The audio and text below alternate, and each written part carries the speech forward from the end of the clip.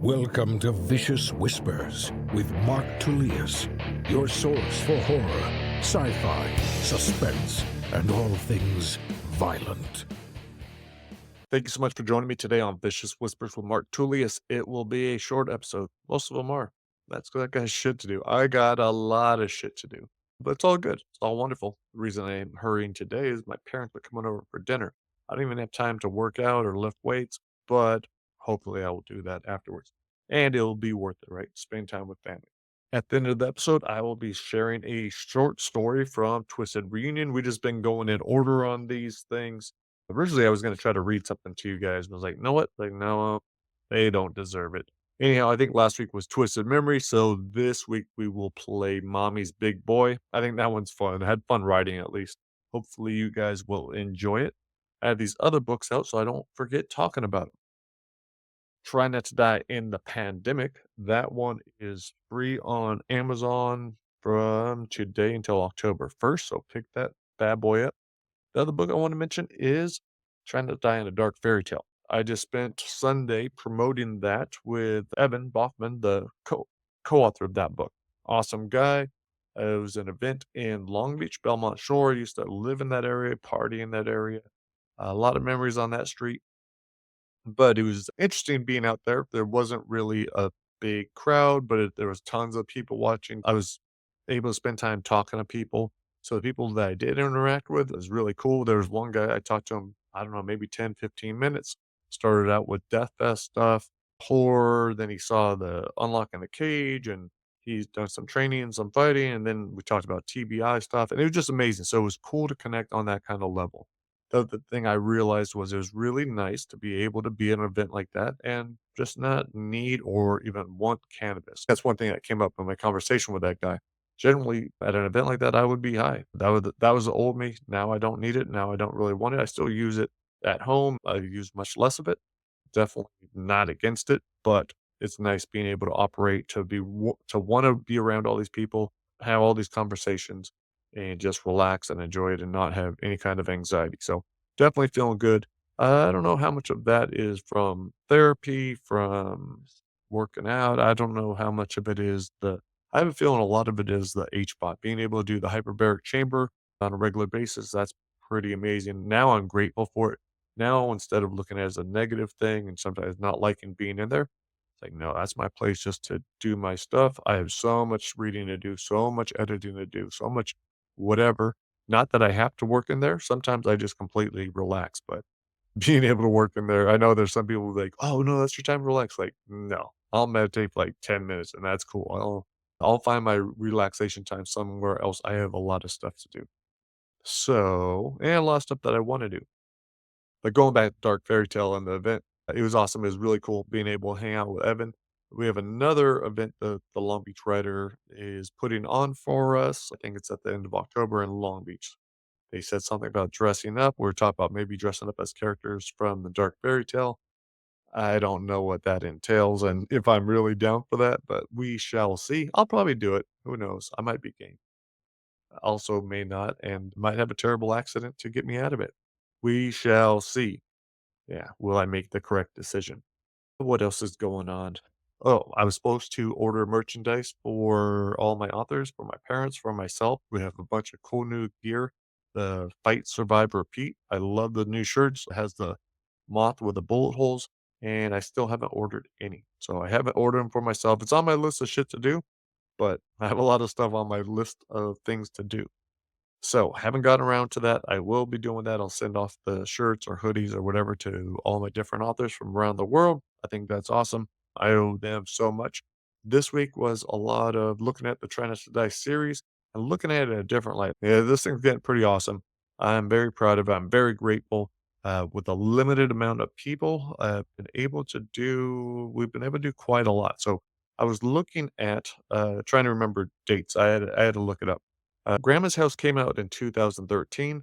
Didn't do another Try Not to Die until 2020. I did In Brightside, and that's also when the pandemic hit, and we wrote Try Not to Die in the pandemic. In 2021, we saw In the Wizard's Tower. Nothing in 2022. I think I was doing a lot of my during all that time, I was doing a lot of my own books, the short story collections, a TBI book, Unlocking the Cage. there was always multiple books going on, right? But I was only working on one book at a time in the series. Then 2023, we had the Wild West. We had Ghostland, Death Fest, back at Grandma's house. Back at Grandma's house is like a novella, about a third of the size of the other ones. We did picked it up that year, and also the short story Transdie and a Hellhole. This last year, so in 2024, it on slash tag in a Dark Fairytale at the Meadow Spire Mall. That thing is just about ready for pre-order. I believe it goes pre-order October 4th, comes out at around Halloween, not sure the exact date. That thing's gonna be awesome. We're also releasing In the Shadowlands, All We Need Now. That's with Lindsay. She's working on the final edit. It's already super clean, I believe. I loved it. And we just are having that cover made. N We have In This Damned House. It is in the exact same stage. Lindsay's working on that. I believe she is finishing that up first before The Shadowlands. Not sure which one will be complete, but that should be coming out this year as well. And then in Arcranium, I've been working a lot on that. I should have that done tomorrow. I was hoping to have it done today, but I had to do the podcast, newsletter, life, blah, blah, blah. And so I will send off the rest of my notes to those guys tomorrow. I get it back from them, then send it to the editor and get that one done too. So, and we already have that cover done. So that's pretty amazing. So that will be 2, 4. If we get all those, that's 6 for 2024. Now on to Escaping the Cult. That I took a small break so I could do 3 days worth of work on Arcranium. I was like, I just had to prioritize, like, okay, which one is going to take me the most amount of time? How long is this going to take? How long is that going to take? Is it going to be, does it make sense to leave one off? And so, and in fact, I had to make that decision yesterday. So I put Arcranium first. I was like, okay, that's only going to take 3 more days. The thing with Angel's rewrite is probably going to take me maybe shit, I don't know, 2 more weeks. It's taking me a while. I want to really think about it. I think because I have such little time and I'm working on so many things, it's hard to focus. So I was like, okay, I'll knock out theirs in 3 days, Arcranium. I'll jump back to Escape. But then, so let's say I have it done in 2 weeks. I don't think it will take her that long for her rewrite. We'll have the cover finished by then. We've had some rough drafts, but we are adjusting it till we get what we want. And then that thing should be out. If it's not out this year, then it'll be at the very first of the year. Same thing. I have to wait on Super High. I have 3 more scenes. I talked with Steve Montgomery about them. I'm going to do them, but I need to do Arcranium just because yeah, I just don't feel like I can get super creative on them until I am done with Arcranium and Angels, but then I'll jump right on those. Another thing I did with prioritizing this week was I was thinking, okay, while I'm working on there too, I'm working on Escaping the Cold and Arcranium. Wes is just kind of sitting there. We don't see each other as often, so we're not going to be developing it. We realize we just need to write this thing. And I was like, okay, well, I could just send him the first chapter. I'll just put the first chapter in a better format and then send it to him and let him do it. But I was waiting until these other things were gonna be done, right? It was gonna be maybe 2 or 3 weeks. I was like, but so I thought about how long it would actually take me. I was like, "Okay, it should only take me an hour." So I sat down last night, even though it was already kind of my time to just relax and chill. But I had fun with it, and so that was my little break from all the editing I've been doing from the rewriting. It was cool just to write something original. Now, I just did a really rough pass on it. I don't have this character's voice, so I sent it to Wes. I said, "Hey, now it's your job to," like, I put it in pretty good shape. Now it's your job to really put it back into your character, your voice. This is his story. I'm just helping guide it. So I'm looking forward to seeing how that goes. And what's cool with that is if we do that once a week, I think we have 26 chapters. The book is done in half a year. That'll be pretty awesome. Also had us 2 great writing sessions with my son. We're developing Try Not to Die in a video game. This last time we had to talk, he wasn't wanting to talk about the book, so I kind of tricked him. I brought out Legos and some dragons and some different stuff like that. I was like, dude, all you gotta do, you're gonna play with me for 30 minutes. And then I ended up making it all about the video game. But it was awesome. Having the visuals, being able to see who the characters are, what kind of weapon they have. We figured out all of his characters, exactly what they're wearing, what their weapon upgrades were going to be, their special spells or abilities, all kinds of cool stuff. Found out stuff about the monsters, found out stuff about the different bosses, found out this and that. So in 30 minutes to an hour, got tons of stuff done. I was telling him, I was like, this is absolutely amazing. So it's awesome being able to work with him, but it got me thinking too. It's like, okay, well, that's a lot of work. This juggling act that I'm doing is kind of crazy. I put it into posts the other day so people could see one. where their books were, if they were authors or, or fans could see which books were coming out next. But this is really what my week is looking like. All right, I already told you about the first six. So that's Metal Spire Mall and the Shadowlands and this damned house in Arcranium, Escaping the Cult, Super High. Those are all the ones really working on right now. In addition to that, we have In Roswell, should be receiving the manuscript any week. And the Tournament of Mortem, that's the one Wes and I are working on. So that should be half a year, but especially if we're working on it one day a week. In a video game, I think our goal is to have it done by next July, and I think it's totally possible. I think it's gonna be awesome. Try to die by your own hand. I'm not actively working on that, but Renee finished her half of the book. Then Wes and I will begin ours as soon as we complete Mortem, Tournament of Mortem. Meanwhile, Jay Bauer has his cover done for in Brownsville. He should have his turned in to me around November, and then I'll work on that. MJ Mars, EL Giles, Mike Salt working on their versions along with other people. It doesn't even include the short, a novella one I'm doing, and a bunch of other stuff. So, and then at the start of the year, probably signing contracts for another 6 to 7 books. So this thing is, yeah, it's a lot going on. So if all goes as planned this year, 2024, there'll be 6 Try Not to Dies released. And then next year, we are looking at least 9 books. So that is pretty awesome. Definitely a lot of work. But again, some of them I'm not doing that much work. I told you guys about Nosberg's Trying to Die in the Shadowlands, how little work it was for me, right? I get to read this novel, enjoy the hell out of it, be the first to play it, which is all great. Thoroughly enjoyed his writing. Meanwhile, just editing it. Then I went back and reread it and took a closer look at it, trying to really edit it, but still not finding all that much. And then I handed it off back to him. Then he sends it to me and I send it directly to Lindsay. So not a lot of work on my end. Some, it's a lot more work. The editing could be a lot. I'm not used to doing that. I'm way more of a writer than I am an editor. And when I am editing, all I'm really doing is I'm writing it like it were mine, and then I would still need an editor to fix it up because my stuff is a mess all the time.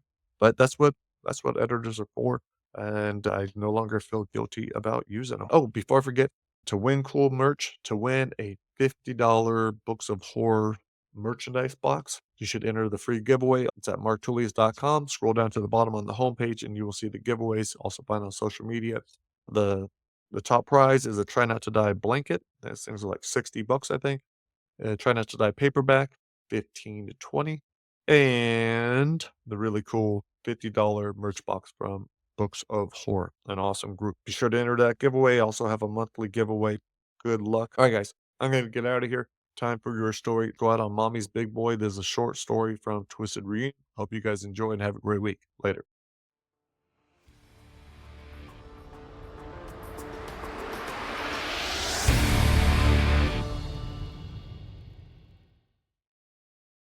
Mommy's Big Boy.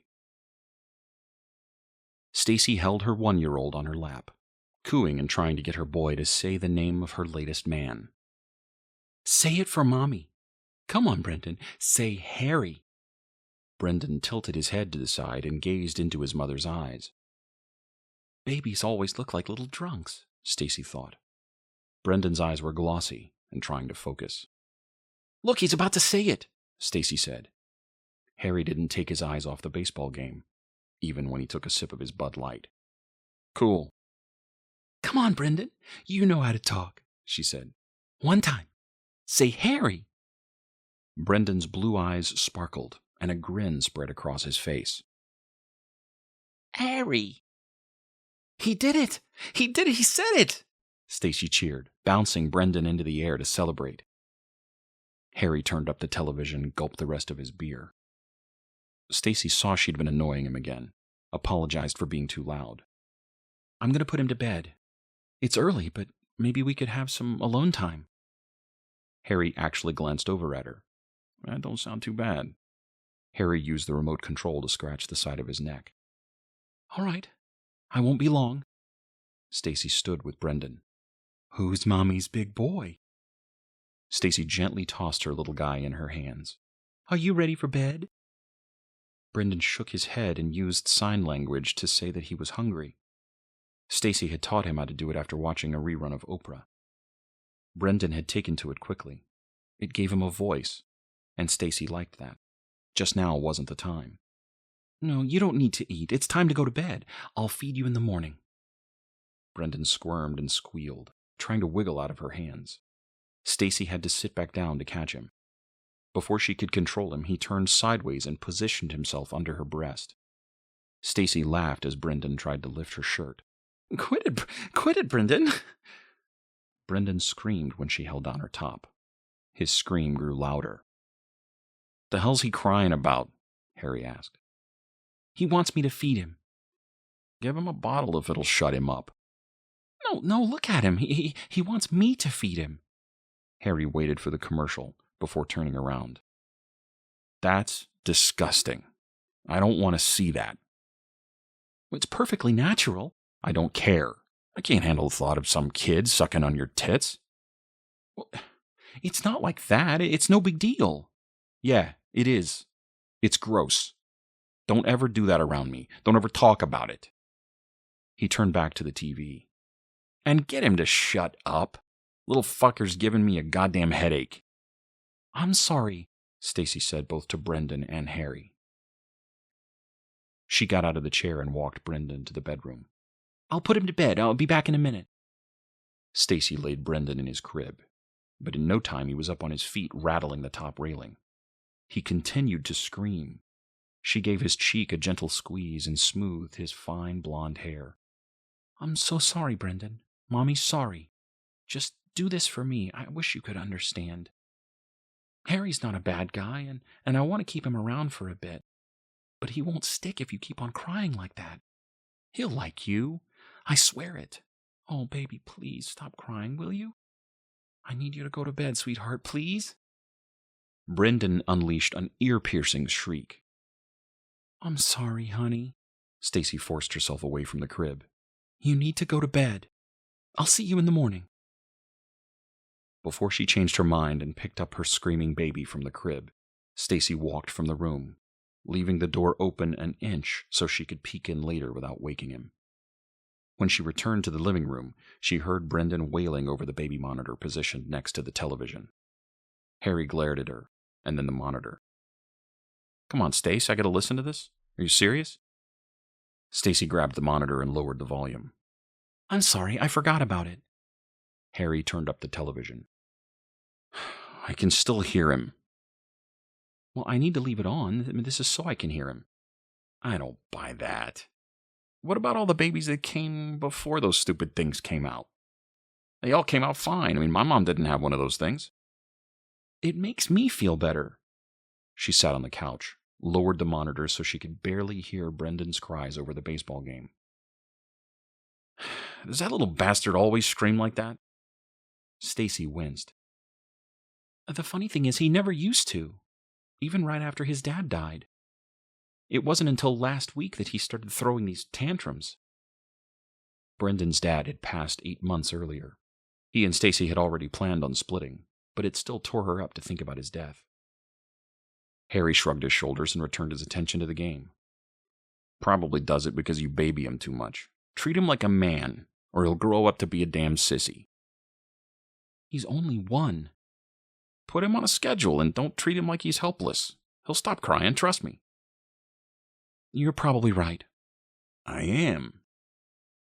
He clicked off the game, which ended with the Tigers winning by 3. So now that he's in bed, how about showing me some attention? I'd love to. She hurried over and sat on his lap. Harry looked down and noticed the monitor in her hands. What about that alone time you were talking about? She had left the door cracked and promised herself she'd keep one ear listening for Brendan. There, it's off. She kissed him on the cheek and set the monitor on the coffee table. How's that? That's a start. Harry pushed Stacy off his lap so he could dig into his jeans pocket. He held up a plastic baggie. I brought us a little snack. A pile of shriveled brown objects sat at the bottom of the bag. What are those? Mushrooms. Ever tried them? Mushrooms? No way. Never? You have no idea what you're missing out on. Stacy's cousin had tried to get her to take them in high school, but one taste had nearly made her puke, and she'd spit it out. She tried pulling Harry to his feet. "We don't need that to have a good time. Come on, I'll show you." Harry pulled away from her grasp, but kept eye contact. Just try one. It'll bring us closer. You gotta try it." "But what about Brendan?" "He's asleep." Harry slid his arm up Stacy's forearm, gave her goosebumps. "What if he wakes and needs me? And what about nursing him? Can it mess up my milk?" Harry yanked his hand away. "God damn it, Stacy, what did I say about that crap? He's a boy, not a damn glass figurine." "I don't want to do anything that can hurt him." Harry opened the bag and placed 2 of the shrunken mushrooms on his palm. "It's fine." He placed one in his mouth and held the other out to her. "They've done all kinds of tests on it." "You mean studies?" "Yeah, that's what I said." He surprised her and stuck the other mushroom in her mouth. "Just take it." Stacy was about to spit it out, but then Harry said, "You were the one that said you wanted to keep me around a bit, that I wasn't so bad." Stacy was going to deny it, but he pulled her into his chest. He stroked her cheek, forced her mouth closed. "There you go. That's good. Just chew it up and relax. You deserve this. Here, lie down on the floor. Here, let me just put this down." Harry spread a blanket over the worn carpet and flipped on the radio. "We'll just relax and watch some music for a while." "That's right. Just come down here and get comfortable." Stacy stopped chewing the nasty stem, lay on her back, and stared up at the ceiling. Nothing happened for a while, but then everything began to spin. Harry just kept stroking her arm, telling her to relax. He crawled on top of her, slid his jeans past his knees. She woke a few minutes later, or was it hours, to the sound of a salesman announcing the best deals at Pete's Pontiac. Still half asleep, she blocked out the radio ad, rolled onto her side, and spooned Harry's sleeping body. She saw movement in her peripheral vision. Through blurry eyes, Stacy saw Brendan standing next to Harry's head. Brendan was struggling to hold a potted plant.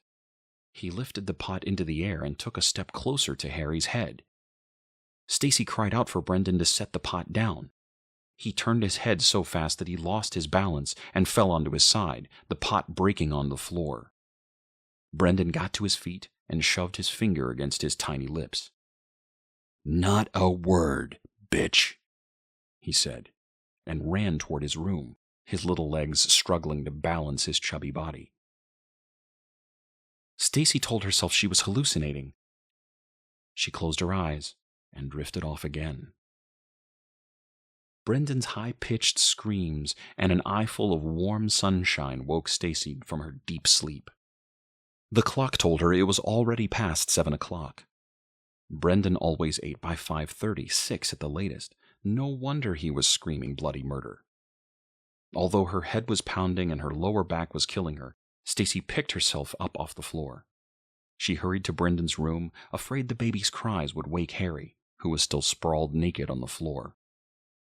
Brendan stopped crying and smiled at her. As she went to pick him up, Stacy bumped into the tiny chair someone had placed next to the crib. Using the bottom of her shirt, she wiped the tears from his eyes and the snot from his lip. "Hush, big boy.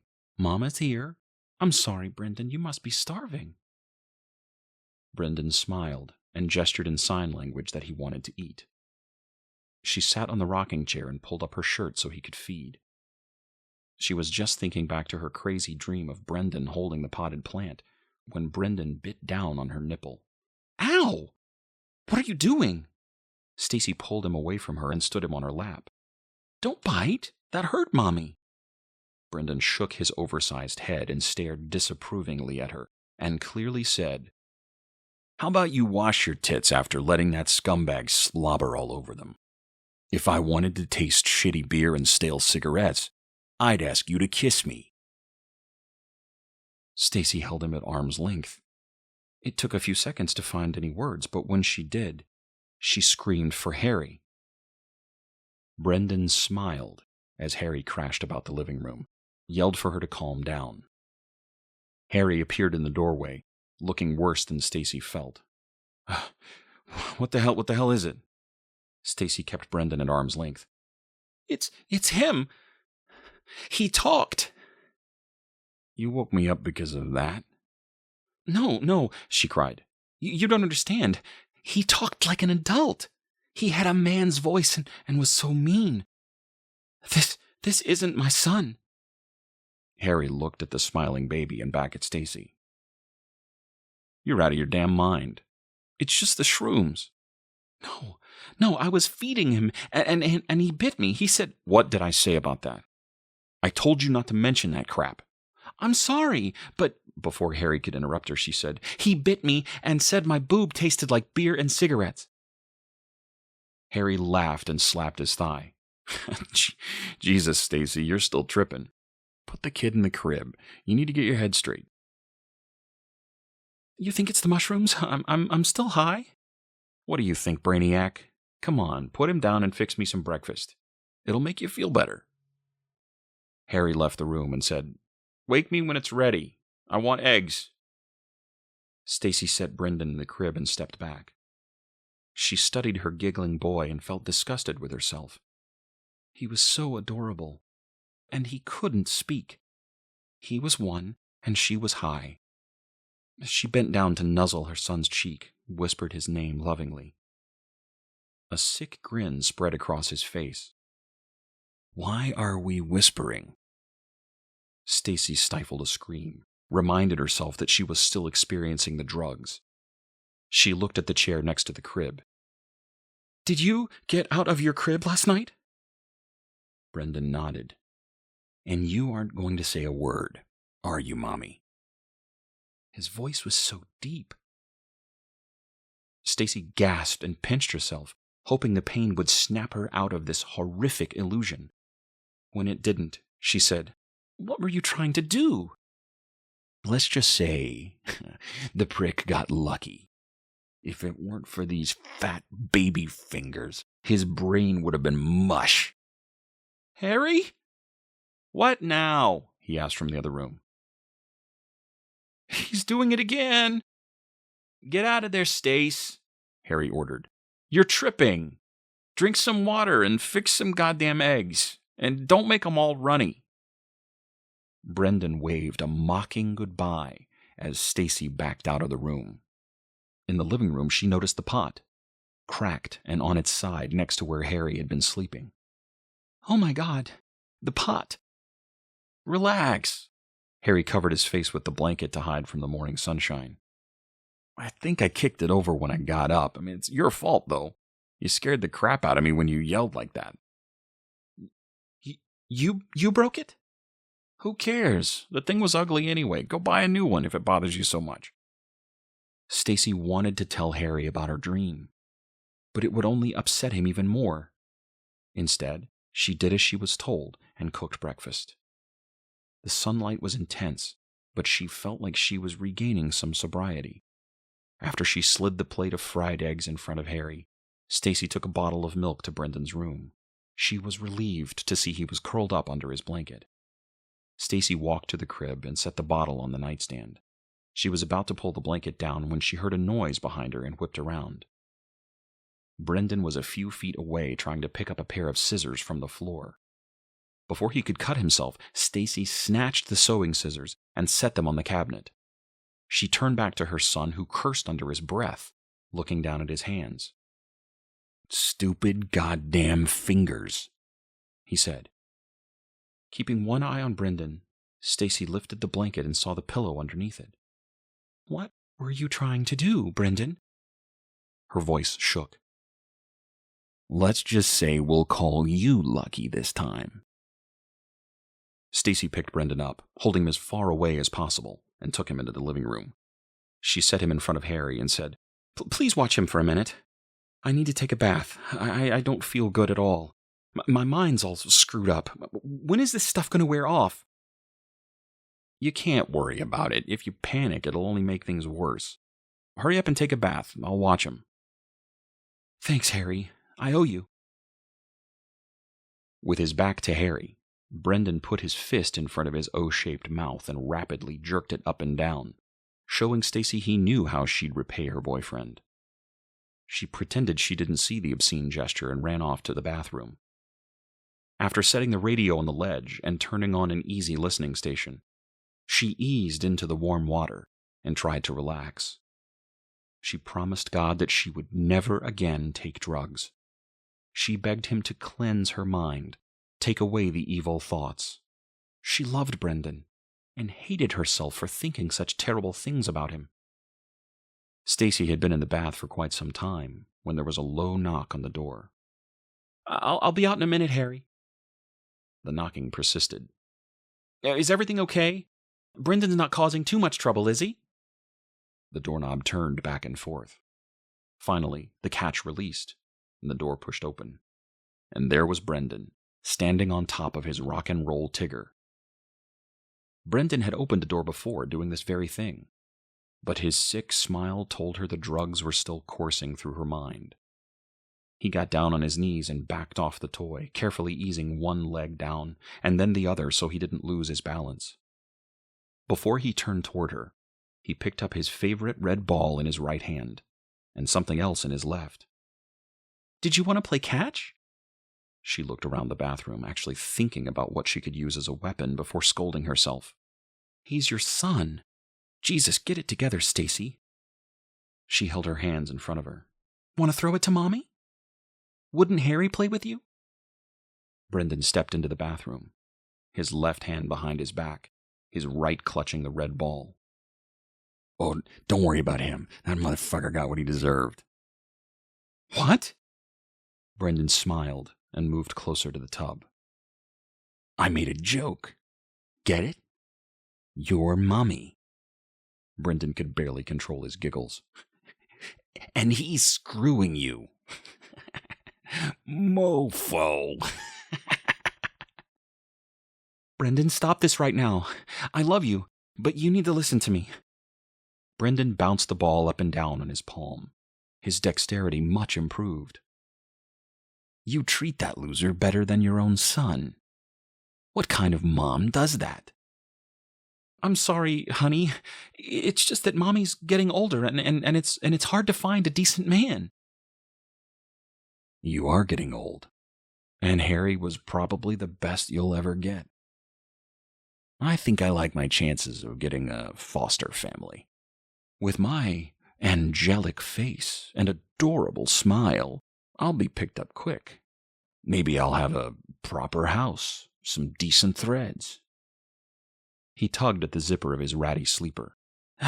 These Salvation Army rags aren't flying. Brendan, I'm a good mom. You named me Brendan, for Christ's sakes. You want me to be some sissy boy? Don't say that. Your father named you. Oh, what a great guy Daddy was, shaking the crap out of me every night. No, he didn't. You know what else he didn't do? He didn't commit suicide on the bed. I'm dreaming. Stacy closed her eyes and shook her head. This isn't real. He showed her the fist he'd been holding behind his back. Is this real? Stacy stared at Harry's eyeball and screamed. Brendan tossed the bloody orb into the tub. His whole body shook with laughter as his mom slapped it away from her. Don't worry, Brendan said. Harry doesn't need it. Stacy struggled to stand in the tub, waiting for his next move. He threw the ball at her. Stacy moved to her right and then saw the malicious sparkle in Brendan's eyes. Realized too late what he'd been aiming for. The radio wobbled on the edge of the counter and fell toward the water before Stacy could leap from the tub. The electricity paralyzed her, and Stacy's eyes fixed on her big boy.